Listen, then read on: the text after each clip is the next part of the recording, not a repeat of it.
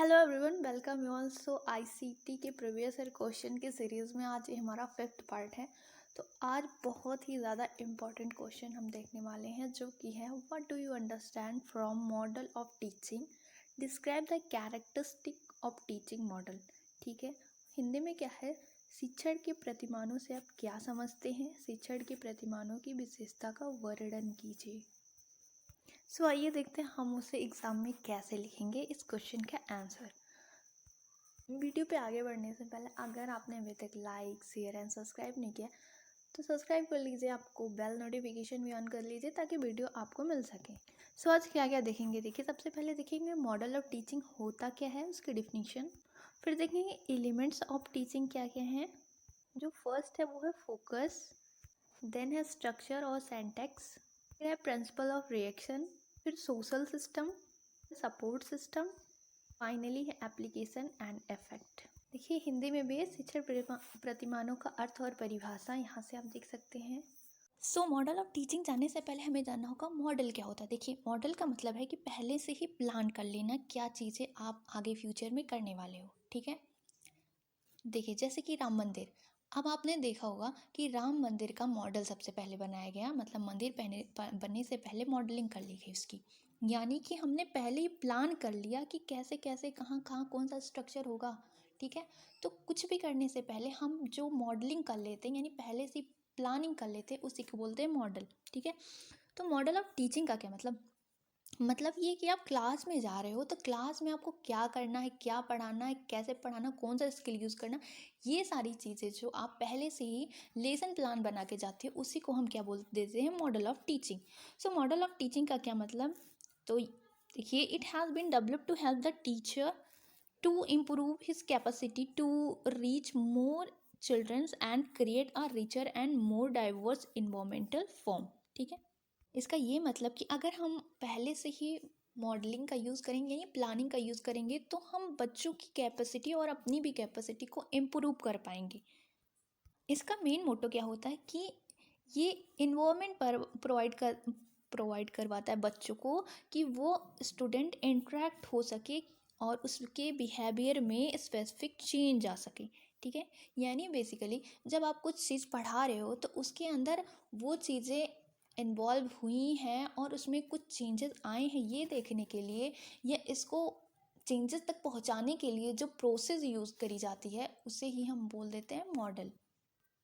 सो ये क्या है मॉडल, तो ये एक डिज़ाइन है जो हम पहले से प्लान करते हैं क्या करने के लिए, सुटेबल इन्वायरमेंट प्रोवाइड करने के लिए लर्नर को।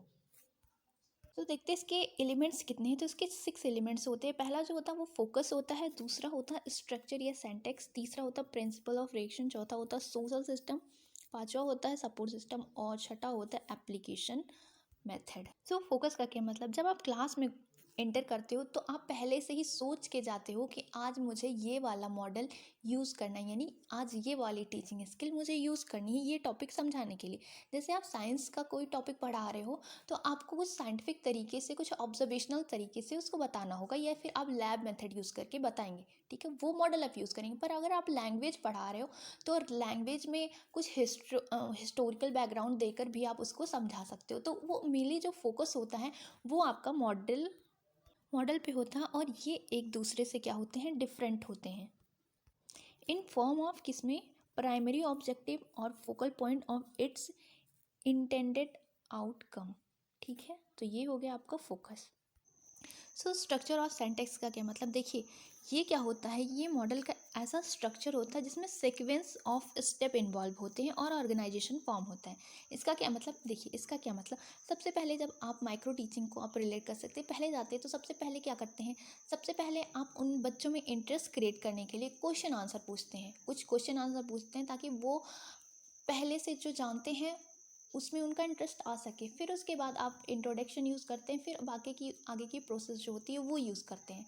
ठीक है, तो इस तरीके से आप एक सीक्वेंस में चीज़ों को ऑर्गेनाइज वे में बताते हैं। तो यही होता है क्या, स्ट्रक्चर और सेंटेक्स, यानी कि स्टेप ऑफ सीरीज जो होता है टीचिंग एक्टिविटीज़ को डिसाइड करने के लिए, उसे हम बोल देते हैं स्ट्रक्चर और सेंटेक्स। नेक्स्ट है प्रिंसिपल ऑफ टीचिंग। अब ये क्या होता है, प्रिंसिपल ऑफ रिएक्शन। रिएक्शन का क्या मतलब होता है, जैसे आप पढ़ा रहे हो तो जो लर्नर है वो क्या रिस्पॉन्स दिखा रहा है आपके पढ़ाने के थ्रू। तो वही जो होता है कि यानी कि जो रिस्पॉन्स होता है, ठीक है, लर्नर की तरफ से, तो reaction to student response the portion of model alert the model of teaching and how to react the question of student it has that teaching learner whether the। तो नेक्स्ट जो है वो है प्रिंसिपल ऑफ रिएक्शन। तो ये क्या है, तो ये है कि आप रिएक्ट कैसे करते हैं किसी भी क्वेश्चन के ऊपर जब स्टूडेंट पूछता है। तो ये क्या बताता है कि आपको रिएक्ट कैसे करना है कि जब आपसे कोई बच्चा या उसकी क्यूरियोसिटी अगर हो रही है, उसे मॉडल समझ में आ रहे हैं, तो वो आपसे क्वेश्चन पूछेगा, तो उस क्वेश्चन पे आपको कैसे रिस्पॉन्ड करना है, कैसे जवाब देना है, ये आपको बताता है प्रिंसिपल ऑफ रिएक्शन। ये क्या होता है, ये टीचर टू टीचर वैरी करता है, ठीक है। तो यानी कि इंडिविजुअल डिफरेंस के बेसिस पे भी इसे बता सकते हैं। नेक्स्ट जो है वो है सोशल सिस्टम। सोशल सिस्टम का क्या मतलब, the social system describe the interaction between student and teacher as each model is viewed as if where is a mini society. यानी कि जो क्लासरूम होता है वो एक मिनी सोसाइटी होता है, उसमें जो आप मॉडल यूज़ कर रहे हैं वो बताता है क्या, इंटरेक्शन स्टूडेंट और टीचर के बीच में। जो सारे मॉडल होते हैं वो एक दूसरे से डिफरेंट होते हैं। कोई साइंटिफिक मॉडल होता है, कोई हिस्ट्री का होता है, कोई आर्ट का होता है, तो वो एक दूसरे से डिफरेंट होते हैं। तो उस सोसाइटी में क्या चेंज ला रहे हैं, यानी कि उस क्लास में क्या चेंज आ रहा है, वो जानने के लिए जो इंट्रैक्शन या मॉडल यूज़ करते हैं उसे हम बोल देते हैं सोशल सिस्टम। नेक्स्ट है वो है सपोर्ट सिस्टम। और सपोर्ट सिस्टम का क्या मतलब कि एडिशनल रिक्वायरमेंट आप दे रहे बच्चों को क्या करने के लिए, उनकी स्किल्स को बढ़ाने के लिए, उनकी कैपेसिटी को बढ़ाने के लिए। जैसे आप क्या प्रोवाइड करवा रहे हो, जैसे कि आप स्पेशल बुक हो गया, फिल्म हो गया, लाइब्रेरी हो गया, लेबोरेटरी हो गया, ये सारी चीज़ें जो प्रोवाइड कर रहे हो उसे ही हम बोल देते हैं क्या, उसे बोलते हैं सपोर्ट सिस्टम, ठीक है। This support would also include many other scientific method, all these aids make teaching more effective. यानी मोर इफेक्टिव बनाने के लिए जो एड्स यूज़ करते हो उसे ही हम बोल देते हैं support system. So application and effect का क्या मतलब, सारी चीज़ें आपने इम्प्लीमेंट कर दी हैं, तो ये सारी चीज़ें इम्प्लीमेंट करने के बाद लर्नर के अंदर उसकी थिंकिंग में, उसके बिहेवियर में जो जो चेंजेस आ रहे हैं उसको ऑब्जर्व करना। Each interaction can physical movement in some ways so that those change can transform to other situation and experiences। तो इसका क्या मतलब कि बच्चों में आपने जो जो चीज़ें बताई वो उसका यूज़ करके दूसरे सिचुएशन को डील कर सके, वही होता है एप्लीकेशन एंड इफेक्ट। हिंदी में क्या है, तो इसका क्या अर्थ है कि किसी रूपरेखा अथवा उद्देश्य के अनुसार व्यवहार को ढालने की प्रक्रिया को प्रतिमान कहते हैं।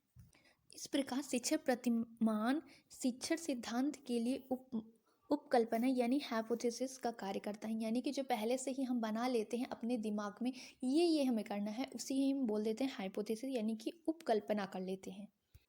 हाईमैन के अनुसार प्रतिमान शिक्षण के संबंध में विचार करने तथा सोचने की एक रीति है जिसमें उसके निश्चित तथ्य को संगठित, विभाजित तथा तर्क संगत व्याख्यान के रूप में प्रस्तुत किया जाता है।